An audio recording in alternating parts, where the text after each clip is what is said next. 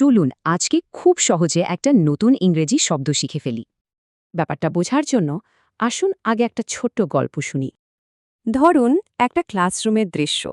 Teacher একজন ছাত্রকে তার হোমওয়ার্ক নিয়ে জিজ্ঞেস করছেন, কিন্তু ছাত্রটা দেখুন কি করল, সবার সামনে খুব বাজেভাবে একটা উত্তর দিল।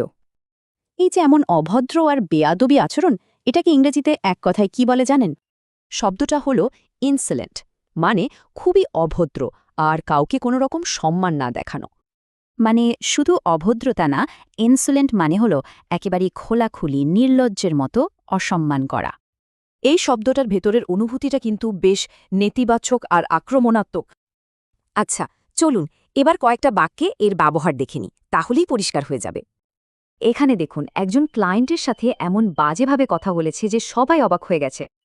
আমাদের গল্পের মতো এখানেও একজন ছাত্রকে প্রফেসরের সাথে বেয়াদবি করার জন্য শাস্তি পেতে হয়েছে। আবার দেখুন একজন রাজনীতিবিদের এরকম উদ্ধত মন্তব্যের কারণে সাধারণ মানুষ প্রচণ্ড রেগে গিয়েছিল। তাহলে সহজে মনে রাখার উপায়টা কি? ইনসোলেন্ট মানে হল দাঁতিনভাবে অভদ্র আর অহংকারী। এবার একটু ভাবুন তো, আমাদের চারপাশে আর কোথায় কোথায় এই ধরনের ইনসোলেন্ট আচরণ দেখতে পাওয়া যায়?